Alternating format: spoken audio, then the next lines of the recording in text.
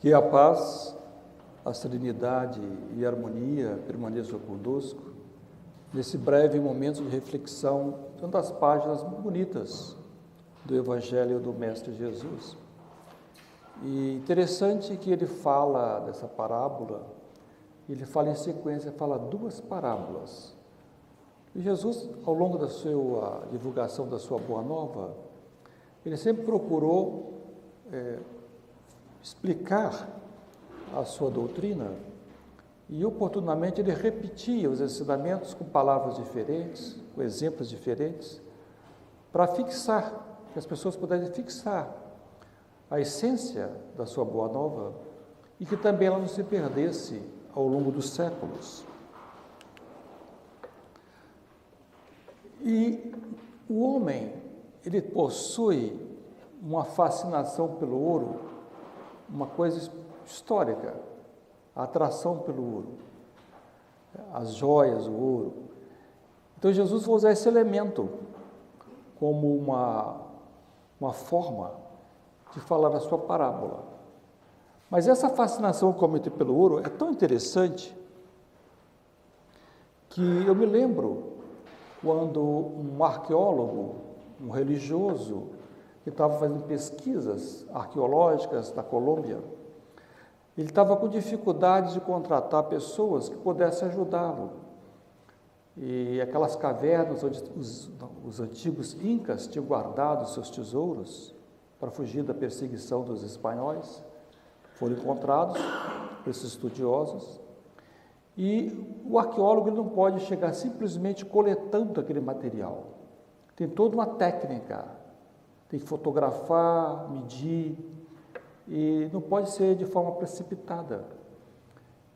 E ele não conseguia encontrar trabalhadores, embora fossem pessoas simples e honestas, porque quando aquelas pessoas entravam na caverna para ajudá-lo, ficavam fascinadas pelo ouro, perturbadas pelo ouro. Não eram pessoas desonestas, mas a presença do ouro as perturbava. Que interessante. O mundo espiritual, conhecendo as limitações humanas e conhecendo essa fraqueza, mas que pode transformar essa fraqueza em uma ferramenta de trabalho. A gente lembra, na colonização do Brasil, que antes da descoberta você tinha Portugal e Espanha como duas grandes nações poderosíssimas, dividiram o mundo em dois, pelo Tratado de Tordesilhas. Acho que todo mundo já estudou isso aí na sua escola. A gente aprende isso na escola primária ainda, no ginásio. E quando Portugal chega no Brasil, seguindo o Tratado de Tordesilhas, aquela parte à direita que era o Brasil, a outra parte era a espanhola. Mas a gente lembra que na própria história de Portugal e Espanha, teve um período que o rei português faleceu e não tinha herdeiro em Portugal. E o rei da Espanha assumiu o trono. Aí se formou a chamada União Ibérica, onde Espanha passou a ser também Portugal. Com isso, o mundo espiritual vai usar, nesse contexto, incentivar os bandeirantes a avançar para formatar o país na configuração que ele se encontra hoje. Diz então Ismael aos bandeirantes do mundo espiritual: a vossa tarefa será rasgar as selvas remotas, patenteando o ouro depositado no seio da terra.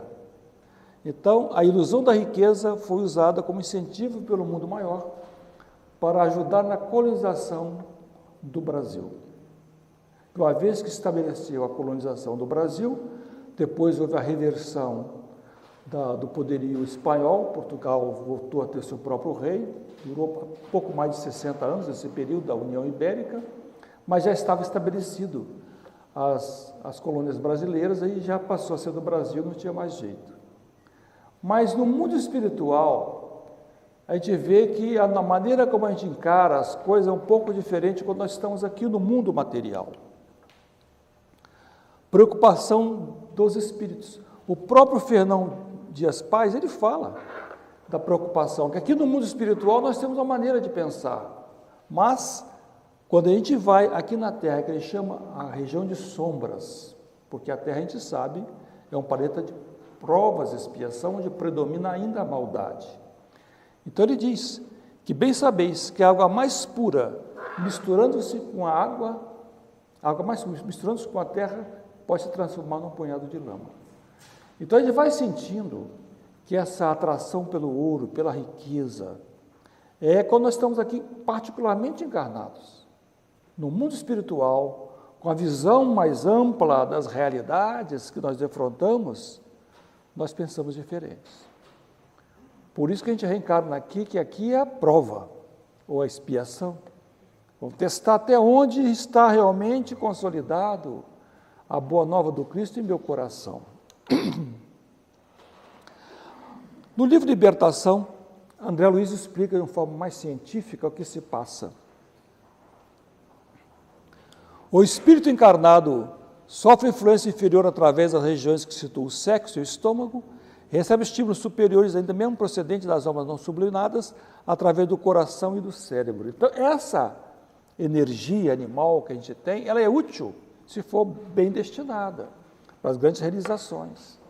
Assim como, por exemplo, a hidrelétrica, com aquele volume de água que pode causar calamidades, inundações, mas a hidrelétrica, disciplinando essa energia, canaliza essa energia através dos transformadores até chegar aqui e nós temos a luz elétrica. Então, a gente reencarna, essa energia é útil para grandes realizações, mas nós temos que aprender a discipliná-la. Tem uma passagem interessante no Monte Tabor, quando Jesus conversa com Elias e Moisés. Está nesse livro aqui, Encontros com Jesus, ditado pelo Espírito Ivone Pereira.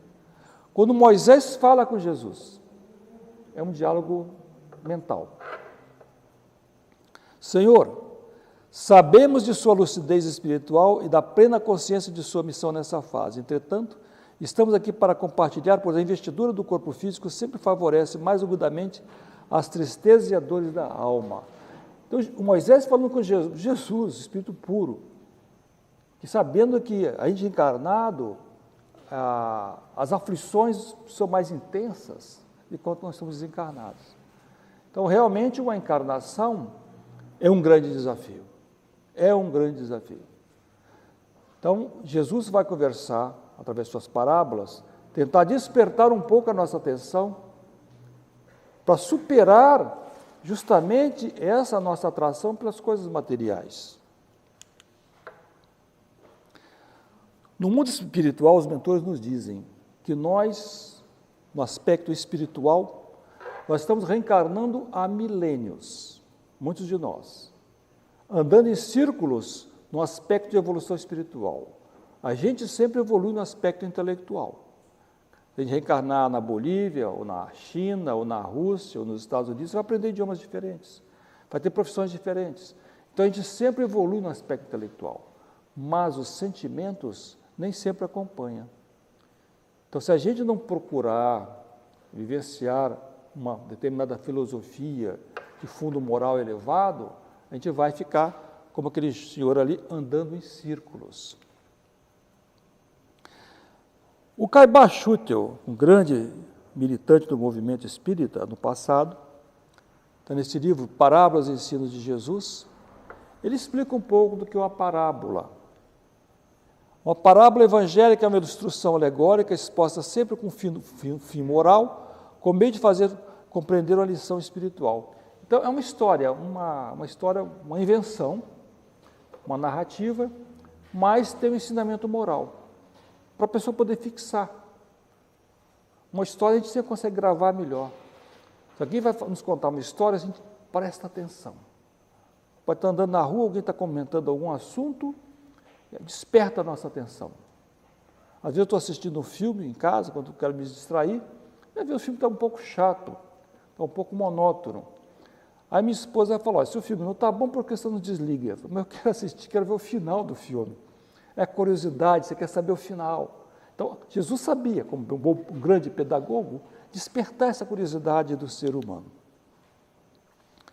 Então, nessas duas parábolas, a primeira está no Evangelho de Mateus, capítulo 13, versículo 44.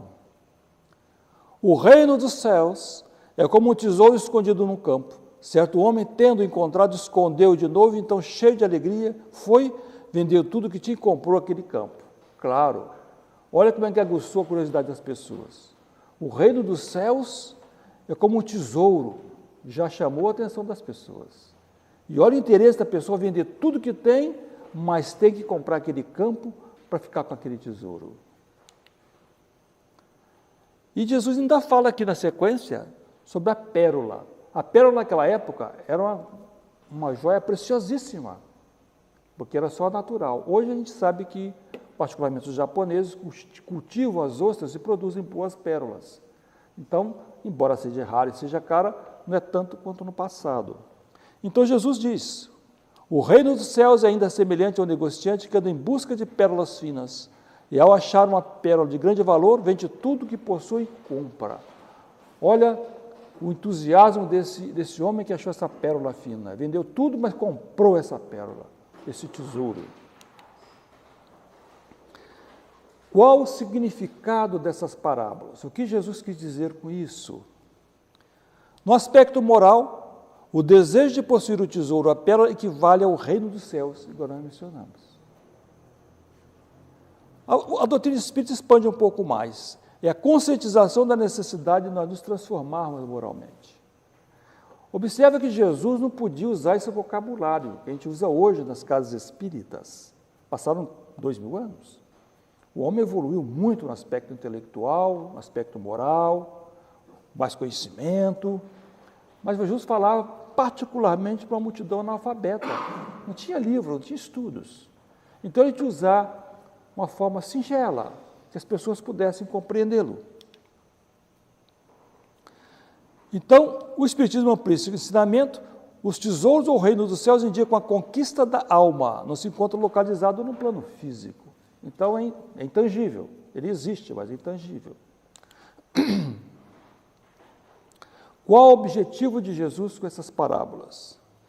O mestre enfatiza a felicidade e a aventura daqueles que encontram tais riquezas, a ponto de dispor de tudo os demais bens que possui. É um instante no qual abrimos os olhos para uma nova realidade da vida. Aqui tem um ponto interessante. Você vê que o indivíduo ele encontrou a pérola, o outro encontrou o tesouro. Foi aquele momento mágico que lhe tocou o coração. Isso é o reino de Deus. A pessoa descobre isso aí.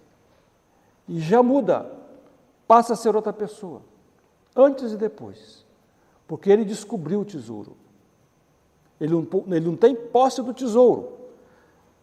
A posse do tesouro é outra coisa, é um longo caminho, mas ele descobriu o caminho para o tesouro. Qual o resultado prático? Ocorre a mudança do homem material para o homem espiritual. É o que o apóstolo Paulo fala. É o homem velho se transformar no homem novo. Há mais de 40 anos que eu me dedico à divulgação do Espiritismo. E uma coisa que eu tenho observado é que a transformação moral, ou seja, a pessoa vivenciar os ensinamentos de Jesus, é sempre um processo gradativo, um processo lento, porque a pessoa tem que mudar os hábitos, e mudar hábito não é fácil. Mas uma coisa rápida é a pessoa deixa de cometer grandes erros. Uma vez eu ia sair do centro espírita, em outra cidade, distante, outro estado. Aí uma senhora me procurou, era muito jovem ainda. Ela falou assim, o senhor fulano de tal está frequentando essa casa espírita? Eu falei, está. Ele era um construtor conhecido na cidade. Aí essa senhora olhou para mim e falou assim, então é por isso que ele mudou. Bom, eu não sabia detalhes da vida desse senhor, mas eu imaginei que realmente era uma pessoa um pouco honesta, séria, mas muito ríspido, muito duro. E ele passou a ser uma pessoa mais branda com os funcionários e com as pessoas que estavam em sua volta. Já é um grande avanço. A pessoa já modifica a sua forma agressiva, passa a ser mais educado, mais polido com as pessoas. Porque para chegarmos ao nível de fraternidade, não vou nem dizer amor aos nossos irmãos, fraternidade, primeiro passo é a educação, é tratar todas as pessoas com educação, com respeito, é o primeiro passo. E esse senhor, então, ao conhecer o Espiritismo, ele passou a se modificar e dar os primeiros passos. O significado de encontrar essa pérola ou um tesouro. Em um momento decisivo em nossa vida, uma modificação íntima definitiva no bem, a decisão de conquistar o reino de Deus. É uma situação tão significativa que todas as questões materiais passam a ter uma importância secundária. Observe que eu não estou dizendo que deva a pessoa não se preocupar com as questões materiais. Não. Nós vivemos no mundo material. Nós temos o nosso emprego, nosso trabalho, temos contas a pagar, esposa, esposo, filhos. Todos temos que trabalhar e preocupar com as coisas materiais, que são importantes, mas o fundamental são as coisas espirituais. Então, nesse momento, a pessoa descobre, é necessário essa busca desse tesouro imperecível, ela desperta, ela acorda. E esse é o momento intransferível. Ninguém pode fazer isso por nós. É o nosso momento. Como é que eu vou conseguir fazer isso?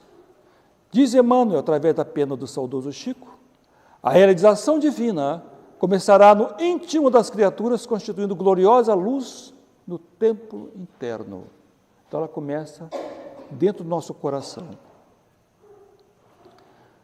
O homem comum, ainda não espiritualizado, é como se caminhasse num labirinto. Ele dá muitas voltas. E basta ver a nossa sociedade. Quantos absurdos acontecem. Pessoas que caminham totalmente equivocados. Não digo as pessoas desonestas, hipócritas. Não. Esses estão já muito afastados do Cristo. Os jovens em particular. Quantos jovens aí, com a vida promissora, que tem todas as condições de ser uma pessoa digna, honesta, trabalhadora, e segue um caminho totalmente equivocado, perdido no labirinto. Aquele que já descortina a possibilidade de encontrar esse tesouro imperecível é como essa jovem que está de cima da montanha. Ela olha ao longe onde ela quer chegar, sabe que tem rios, bosques e florestas, penhascos para transpor, mas sabe onde quer chegar. Ela tem um objetivo, e é isso que nós precisamos, e dentro do possível, das nossas limitações, tentar levar essa mensagem às pessoas que nos cercam, às pessoas que nós amamos, e mesmo aquelas pessoas que não necessariamente têm simpatia por nós. O pré-requisito, ou o que é necessário, para conquistar um lugar no reino dos céus, são necessárias a abnegação, a humildade, a caridade em toda a sua celeste prática, a benevolência para com todos. As virtudes cristãs que Jesus tanto enfatizou, que nós sabemos quais são. Essa é a forma de a gente conquistar gradativamente a possibilidade de se estar no reino dos céus, ou em paz. Então, através da caridade, do amor, e é tão bom fazer isso.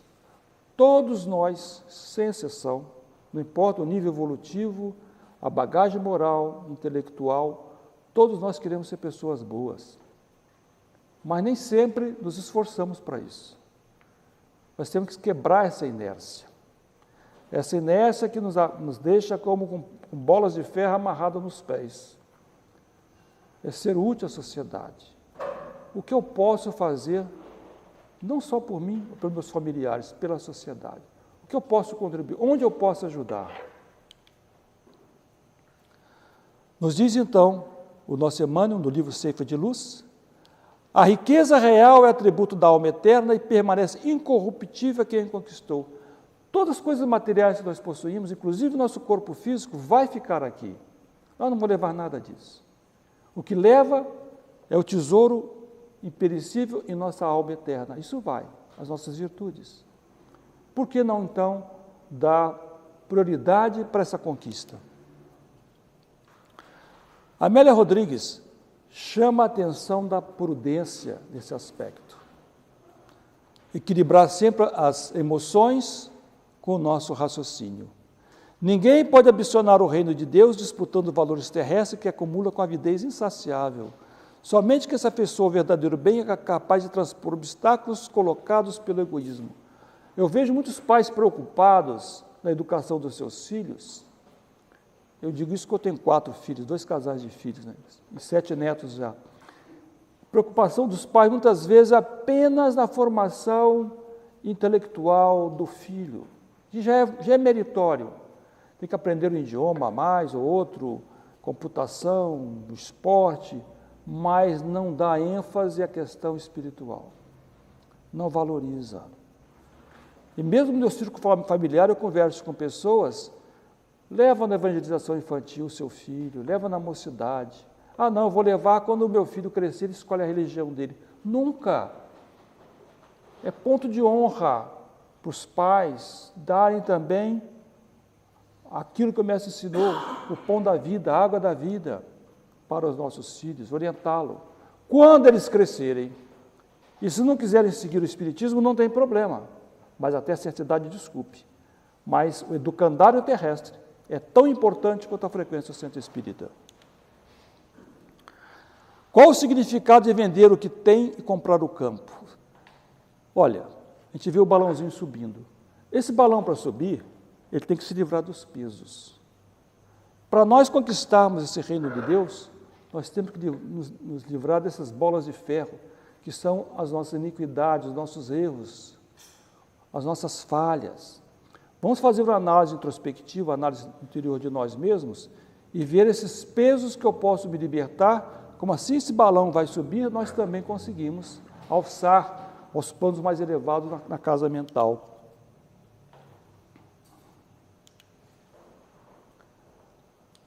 Importantíssimo que nós possamos aprender a conviver e respeitar as diferenças. Nós vivemos numa sociedade muito heterogênea. Não podemos exigir que as pessoas sejam iguais a nós. Os valores não são os mesmos, mas cada um que faça o seu caminho. Os mentores nos dizem, nós não estamos aqui para fazer juízo de valor de quem quer que seja. Se a pessoa bebe ou não bebe, fuma ou não, isso não nos interessa. Se quer ajuda, vamos dar atenção. Se não quer, é um problema daquela pessoa. As pessoas que pensam diferentes, preconceituosas, são como cegos. Mas nós já descortinamos a luz através do Espiritismo, que é a terceira revelação. Através da doutrina espírita, nós temos olhos de ver, felizmente. E cada um tem o seu tempo. Cada um tem seu tempo para despertar. Nos diz Emmanuel, Cristo nos ouve as solicitações e espera a oportunidade de dar a conhecer o tesouro imperecível. Jesus não esperou mais de 18 séculos para reaparecer como Espírito Verdade e nos trazer a boa nova. O Espiritismo, que é o cristianismo redivivo, 18 séculos, 1800 e poucos anos. Paciência do Cristo, aguardando a humanidade chegar no nível capaz. O mundo nosso tem uma população muito heterogênea. Uns já despertaram, outros não. Basta ver a boa nova do Cristo, que fala, muitos os chamados, poucos os escolhidos. Por quê? Porque a maioria ainda não está vibrando com Cristo. Largue a porta da perdição, estreita o caminho da virtude. Por quê? Muitos não estão preparados para seguir o caminho da virtude. E nós temos que respeitar isso aí. Assim como os próprios vegetais têm seu período de amadurecimento, assim como também a própria largata vai se transformar numa bela borboleta, o indivíduo tem um período de maturação. Então nós devemos conversar com as pessoas respeitando, sem violentar a consciência dela. Às vezes ela não está preparada para receber essa informação que a gente vai dar. Um exemplo de descobrir esse Rei dos Céus é o apóstolo Paulo. Lembrando que ele era Saulo, perseguidor de cristãos, doutor da lei, responsável pelo martírio do primeiro cristão, que foi Estevão, que foi apedrejado até a morte. E depois ele vai para Damasco perseguir Ananias, que havia convertido a sua noiva, Abigail, antes de falecer, ao cristianismo. E nas portas de Damasco ele encontra, então, Jesus. Quando ele vê Jesus, cai de joelhos pela claridade, e ali, quando ele levanta, é outro homem. Ele se ajoelhou como Saulo e se levantou como o apóstolo Paulo. Aquele foi o momento dele, o momento mágico dele. Então, esse momento sempre pode acontecer em nossa vida. O Saulo ali depois levantou, depois que viu Jesus, ele mudou, assim, ele ficou mais evoluído espiritualmente? Não. Ele descobriu o caminho a ser seguido. Esse é o que é o importante da lição da noite, nosso estudo. É descobrir o caminho a ser seguido. Saulo ali descobriu o caminho. Ele ainda dali ia ficar 3 anos no oásis de Dan, estudando o Evangelho. Depois vai ficar mais 3 anos em Tarso, como tecelão, estudando, 6 anos se preparando, antes de começar a levar a sua mensagem renovadora do Cristo. E ele era uma pessoa preparada, antes de reencarnar. Saulo já era o espírito, a alma de escola, antes de reencarnar. Mas chegou aqui também, a gente vê as dificuldades da encarnação. Chegou aqui e se desviou. E o Cristo chamou de volta. E o Cristo sempre nos convida ao verdadeiro caminho. Francisco de Assis, que foi a reencarnação do apóstolo João Evangelista. No início ele participou da guerra de Assis com Perugia, ficou preso. Depois ele ia fazer uma quarta cruzada, ele ia entrar como cruzado. Aí ficou doente, depois teve as visões e ele então mudou. Ele também teve seu momento de ser chamado. Vamos sentindo então, nessa reflexão, que uma encarnação aqui, mesmo para esses espíritos iluminadíssimos, como Saulo, como Francisco de Assis, como eles tiveram essa dificuldade inicial de descortinar o caminho a ser seguido. E nós? Por isso que é importante ter humildade. A humildade é reconhecer as nossas limitações. Onde está escondido esse tesouro? Vinícius, no livro Mestre da Educação, diz: o verdadeiro valor está no interior do homem, está no seu caráter, nos seus sentimentos, na sua inteligência. É o espírito, é a alma, o eu imortal. Então, ali está o nosso tesouro que nós temos que descobrir. Como usar esse tesouro? Nos diz Emmanuel novamente. Tesouros são talentos, virtudes que trazemos independentemente da fortuna terrestre, a fim de ajudar os outros, valorizando a si mesmo.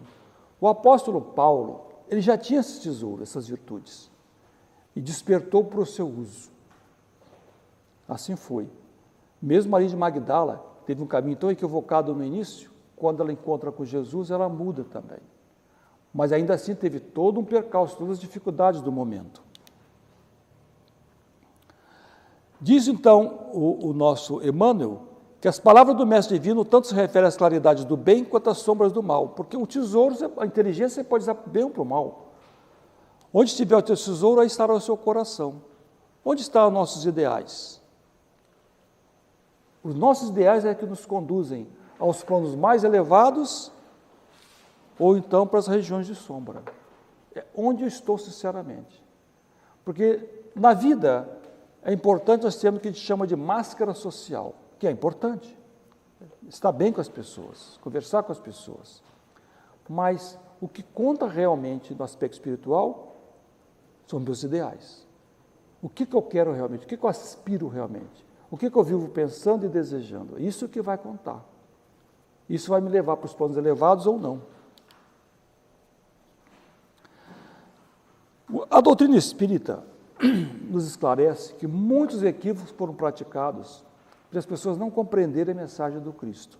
Uma delas é imaginar que os mosteiros, as igrejas, eram isolamento, ficar isolado em cima de uma montanha, era a anticâmara do céu. Não, não tem isso. Nós temos que ter uma vida comum. O homem e a mulher se casarem, terem seus filhos, constituírem famílias, trabalharem e no dia a dia vivenciarem o Evangelho do Cristo. Esse é o desafio. Não adianta ficar isolado. Isolado você perde a possibilidade de ser útil à sociedade. Você perde a possibilidade de realmente ser testado, passar pelas provas. Eu gosto muito do exemplo de Gandhi. Não vamos dizer que Gandhi tenha sido uma pessoa perfeita, longe disso. Mas o Gandhi foi um religioso, político, líder na Índia, e conseguiu libertar a Índia do colonialismo inglês através da não violência. E no final, já quando a Inglaterra não queria mais ficar com a Índia como colônia, convidaram o Gandhi para visitar lá em Londres, conhecer a realeza britânica. E ele foi. Naquela época, O voo de avião era caríssimo, mas o governo britânico era rico, pagou, e o Gandhi foi. Ele foi com essa roupinha dele, usava uma tanga, uma mantinha, tinha razão para isso. E aí, quando chegou no aeroporto, o aeroporto lindo lá de Londres, cheio de lojas, com artigos maravilhosos, prataria, cerâmicas, vasos finos de cristal, coisas que vieram do mundo inteiro naquelas lojas para os ricos comprarem.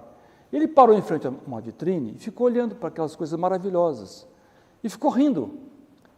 O senhor, que o anfitrião, que foi mandado pela rainha, muito educadamente, falou assim, o Rainas, o Mahatma, se quiser escolher qualquer um presente que lhe agrade, a rainha ficará satisfeita em doá-lo para o senhor.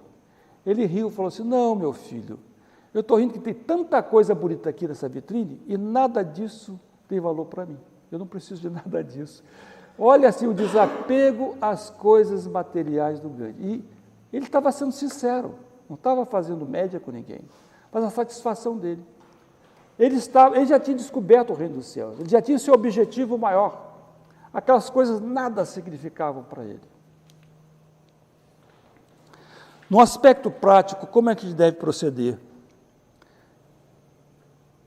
O primeiro passo é nós nos conhecermos. Uma inscrição que tinha no templo de Apolo em Delfos. Se nós nos conhecermos, Jesus também fala, conheceis a verdade vos libertará. Então, o caminho para descobrir o tesouro imperecível é o nosso despertamento espiritual. Mas para mim despertar espiritualmente, eu tenho que conhecer minhas limitações, tenho que saber o que eu posso fazer. Emmanuel nos diz, a realização divina começará no íntimo das criaturas, constituindo gloriosa luz no templo interno. Não surja como uma apreciação, porque a maioria dos homens transitam semicegos, através do túnel da carne, sepultando os erros do passado culposo. Então, a gente vê que a dificuldade da pessoa, como o ceguinho andando, assim é nós, a maior parte da humanidade. Ainda está muito presa às coisas materiais, mas vamos nós, que já abrimos um pouquinho mais os olhos, caminhar. As outras pessoas ainda cegas terão o seu tempo. E em Efésios o apóstolo Paulo diz, desperta tu que dormes e levanta dentre os mortos, o Cristo te esclarecerá. Portanto, vede prudentemente como andais e não como os necios, mas como os sábios. Prudentemente abrir. Deixe as pessoas que ainda estão muito adormecidas. Joana de Ângeles tem uma interpretação muito bonita. Quando Jesus vai a Betânia e desperta Lázaro do sono da morte, que estava na caverna, sepulta 4 dias, e ela diz, Lázaro pôde acordar do sono da morte porque já estava desperto. Então, nós temos que despertar a nossa espiritualidade para podermos transformarmos moralmente e encontrar esse reino dos céus. Humberto de Campos nos diz também, a verdade não constitui edificação que se levante por informações alheias no caminho da vida. É a realização interna que cabe a cada criatura consolidar aos poucos, dentro de si mesmo, utilizando a própria consciência. Então, nós mencionamos no início que é um trabalho individual, intransferível. E conhecer a verdade, segundo as sentenças evangélicas, não se traduz como meras informações, mas a assimilação de conhecimentos que favorece o combate das imperfeições. Então, essas experiências que nós passamos, não importa a atividade profissional, elas nos servem para chamar nossa atenção. Não importa onde possamos estar, em cima de uma torre, debaixo do mar, como médico ou enfermeiro, quebrando pedra, tudo é válido nesse aprendizado que a escola terrena nos oferece. Então, essas experiências servem para estimular o desenvolvimento intelectual e também a caridade. Diz Allan Kardec, os espíritos adquirem conhecimento passando pelas provas que Deus nos impõe.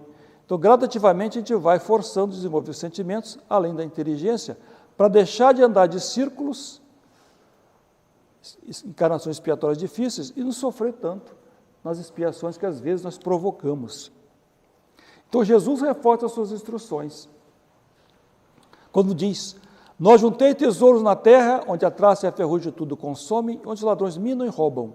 Ajuntai tesouros no céu, onde a traça nem a ferrugem consomem, onde os ladrões não mindam.